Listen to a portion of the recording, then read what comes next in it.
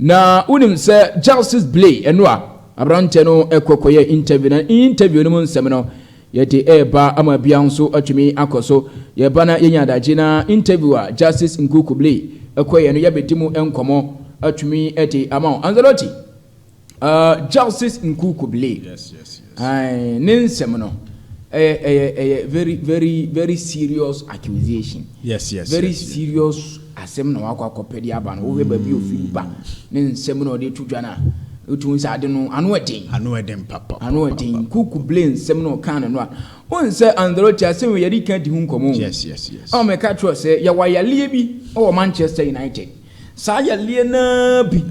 o Kotoko enti pira ne se kwa akofa no a oni ball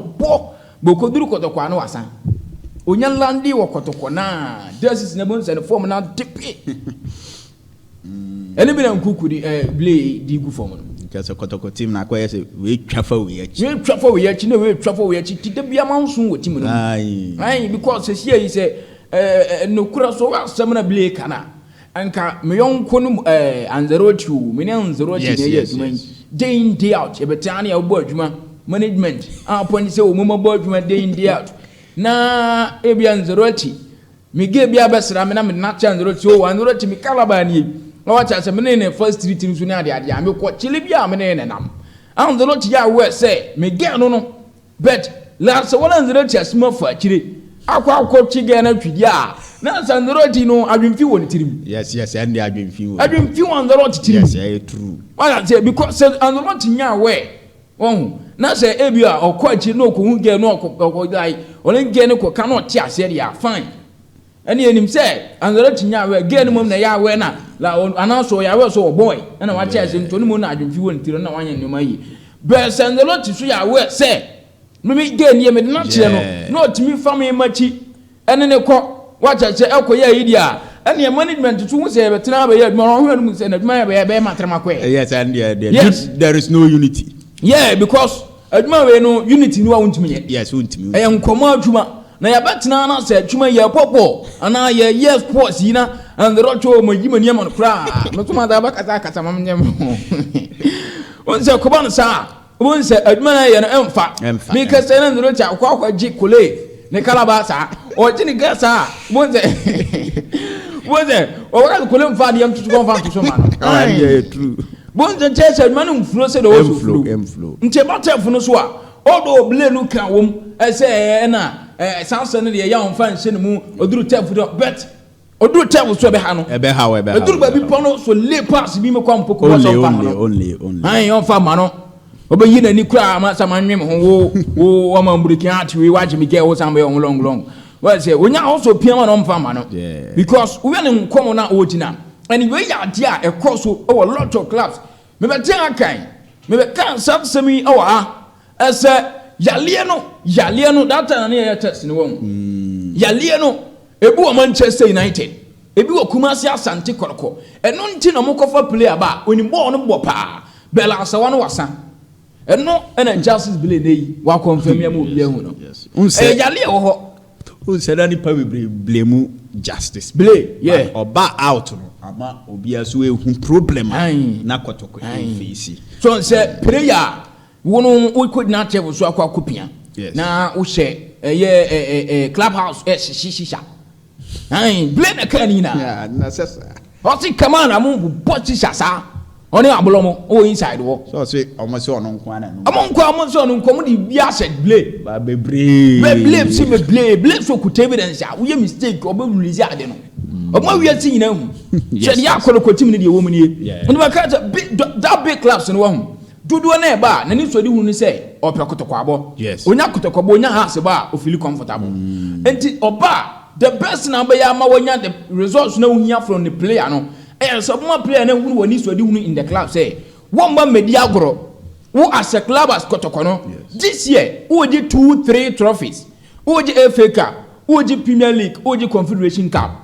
Rese player oto na anim se na de so a so age Confederation Cup wanye Confederation Cup yeti na katua so a obaka kodi agro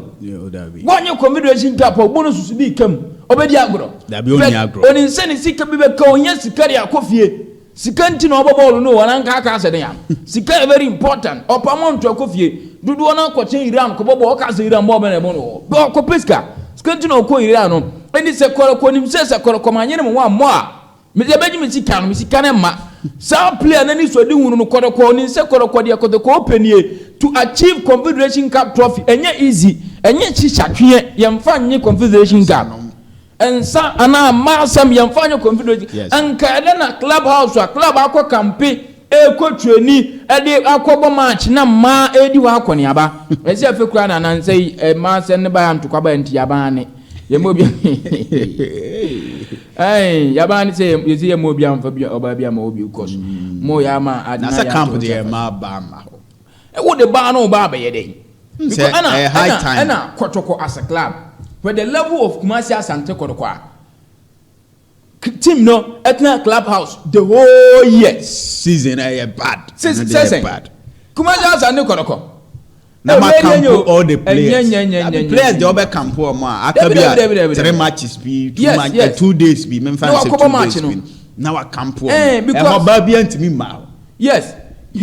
like also renting diamond bia we mu oban group we oban tama be 3 before say I bet ma follow mo what I say be ko ban say ye bo camp na wa camp mu ina dan ba say nya di na say command kwatna dan ma kwanka ya njo bi ge o yes ko bi ge jam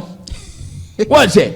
ana wono we ye denya so wo ka che Justice Blay say Blay ya jo ge de bet we ye fa to nchenya emfa broken heart ya broken heart o woni say nipa no ko ne tini nipa no ye wicked yes oba so ye weak say we are aware say we yonko ne ge nie na so timi fa chie koton na akokwaje dia you are the most wicked person in this world yes and there and also we are aware and the disunity what I say ever a camp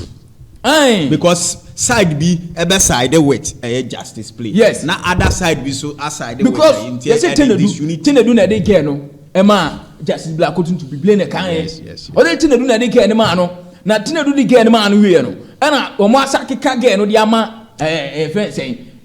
Kamara it means say no tenedu kra nya awenti tenedu so no we are best friend ne Blay yes ni say ko ba no sadia ne so bon so mo tenedu nso adwa wo sa side yeah and they true won asa Jesus be bantu asa won asa wo creating yoma ba kumie ni e wo tim no ana Kamara nso wo frigini o sanya ba betra Ghana o ba ya Justice Blay Ghana o be je o san sisi wo kuma sasa ne koroko kipa wa wunti ya ba fedi kasa ko o sisi o koroko kam awia san Blay ge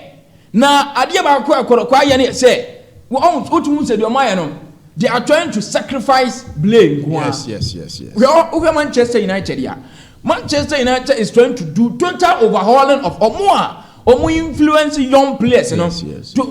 Omo serious in the team. And so after so muyi Rashford any problem munya koye no. They are trying to offload other players related to those players. Yes. That's the reason why I'm person Malaysia ko. Because Malaysia, Rashford is the best friend. That's the reason why I'm person Sancho ko. Because Sancho, Rashford is the best friend. Nto mo ye nam fofori na no. Also mu nyina ko because mu nyina anya serious. Ana Anthony nso free Brazil ntani je na wura na te once. Ama no nso ni je no abagina ni ama onye serious for team ni mio. So I was offload Anthony nso. Nto those players we are affected with some nyama no. Ye yu mu nyina free. Be ko ba ye no mo ho nsem no mu nyina mo sacrifice ba ko. Justice Nkuku Blay. Eni korokwe Nkuku be ko. Mo be ma Nkuku akọ. Okokra still no issue no be that so. Issue no dey. Because Nkuku kwa Fuseni Saidu neba Nkuku anto nsa ne Kamara nko o campo but maybe Kamara be say kwadi Fuseni ge ono na ono ye ne be bom because so we Kamara osun wa che Nkuku nte bia na Nkuku so na ne be fam o ye be ma o Kamara o ye be ma tintengram o bia ba but we Fuseni na oba na ono ne ho ten Fuseni ze kere be kunje on the word you utu so ono ye be ma nso nti ono ye utu so Kamara jini ga onye Jesus o dabi se Kamara Jimmy get my team when we are in to from what to say ono grab so na we are there ma fa pinu pa any say be man sacrifice Nkuku Justice Blay I want to make sure say Kamara mo ne kwampo kumu ina so mo do mo nso afa ayi so ma say IMC ni so mo kwa kwhom yes I saw mo meet you a very important issue pa Joseph Ablomo kwam pokumu a omo ho ba asemnum no na me minim nkomo mo ne mo kwakodi ebia na omo kwa ko kan me omo down ana se omo kwa kwa mo de nkomo ewom de ene omo na betimi akire se Kwame Pokuso anya de unse edu ba bi na se Kotoko fans no as justice blame kwana no mu blame no but or this we back out no ama afi yahu eye nokra ekoso e wo Kotoko unse first na akoye yatitibi na the truth no enyama out but this time now or the bar out no ana ama yahu dia AC e wo Kotoko aso I believe say this no ebetima boa ma Kotoko atima solve omo problems and sana omatima akọ Africa no we no I say bet obetu sani oma I said this time is so much problem na aba no Kamara da so mo obekoso agege no ai Kamara bekoso agemon forget because na make say you between a woman on yes sir and between and that so until say a fish out between and now yes because Blay dey wajetum onye mama ne ko say Blay akwa how much Kamara mo no yes I didn't know money that's to oh Blay dey wajetum o muti Blay nye okọ kwam for so man ne koye on ye wajetum so okọ ko pen ba bia tina onyabo on bia wasan bo wanya biem a otini ba bi nemom koroko tim na aka no sesi omo maka omo mugu so ojeje ge no omo nso because Kwame Poku asine tie no je ne ge according to Blay asem no kan no unse Kwame Poku die no unse na akoye se sugar mami pe so oni na yes ne chi na say we no hwa no ntua justice Blay na bio anya tua o Blay say I don't know nya tua ono no nya ge ne hwe kura unse na ge ne hwe justice no hwe justice Blay be Kwame Poku no kikan sem say according to justice Blay no sansem no also timi pie ya pon game also okwakope nkune tilapia bia ba opie na ge na frɛ no so amusi wa pie wo kwan omuto ho ase no so omodi na security no okwachi security ni dum no opo security na security ga chance Kwame Poku na decide no security na because already no in security na yes according to justice Blay nsem no kan ai otu no ni se Kwame Poku na yes security na yes no to na Kwame Poku den best friend abra first time ma me di kan ba ho ba hwe no first person di kan ni hia no Kwame Poku se bia be dutom na ebetimi ati kakra na ya tie nkukura justice nkuku Blay kakra na obiate esema nkuku di tuja no mo ti wona mo di amanfo ge ye wi anam maza temeti contract no so won say o say yo mbo efeka game no no na won say mpanifo na kohwe wan kona bi di nkomo bo mpanifo mensa na o said coach Karim Dito kwasi apia ka ho and I think I was in an apple crowd so o mo di nkomo no to so muka so Kwame dem pena asem o te Kwame dem pena asem na unsa ha na so on pe Kwame asem no ankasa pa de mo pena asem to ndi obeko ho no prepare no yana so o mo di tibetum to so fa no wadwe obetom obeto okay ene yenti kakra yenti Blay kakra Menka because asem muache tene duge na danfo okay na tene duge na danfo no o this again de mami okay no de mami nti o de mami no o menege ne kasa ya na ge ne kasa baba mi ho nti ge ne ba mi ho ewia ewia na Friday okay 95.7 na ge ne ba mi ho nti ye ko trading na ge ne yeden okoye okay and okoye no enyubri na Pure FM I say o batene du ho na me dia ne say wo batene du wo dia ano so yeden no but so ababa na wa ba me ho na me say okay mate Pure FM enti bibisa again say edwane be na obedi na so obedi a check any tilapia okay na me san yeden yapun training no me faka me de call stadium I wanna ya me koto a check na tilapia me papa na me koto ye me de ma no ti me koto ye no me ba efie no na omo nye den omo mba ye ti me ma kotena de ma sa me twan so be den obeba nti omo ba ye no na ofre me catch himself omo aba but omo wo tini du mosro ho okay na me so okay mate and there me twan nti me share wa be 30 minutes omba na me friend no na me so you know so o ye den o ba na me so okay mate nti sana funny say tene do so ne camera na I say mo you see ufri tenedu eho eba na ubia ase akamarom so ane abrom so ase okay nti sana kamarom ane abrom so mu yeden omu twishisha nti sana girl no bae no oh asabuwe baby Dennis nso mo se me nkwana ti Dennis mo se me nkwana me no mensa okay o de nyari kasa nti omu twishisha na o de ya others no dey no can you stick it to you o de fa oh we can you dey say nti ane de na get no kodwen no omo nti get no me friend no later no buy na me say na obi a wo ba me wo so wo ba me hono wa ba na wa kwakwahye baby foforo say yen yesa na get no ne buye den efu ye na me say ada na obu efu why ada na me ka na obu efu na me so me bufu ye na me ka chen say me pie me lock na shede mo na my den epi na get no say ada na me lock no na ada o ya kra na nti hono this understanding by na again bomb asu to bomb asu na me so me ye da me bo ni bi nti na me charge me phone na ofa me phone no do hwe ho na me phone ni say ye na me so me fa na de na hwe ho na so na de na say ye na eda ne ntoka okay nti eda ne ntoka no na boys ni ye den omo bae nti omo bae na abe he na me de be ye den me free ho nti that day no man de fio okay Monday fi ona me yeden. Okay. 95.7. Point adechi na me bae. Anti me adechi me bae na eno de oye wesi man ya de na me de me ye di kwame poku kra kan bi se man ya de ono me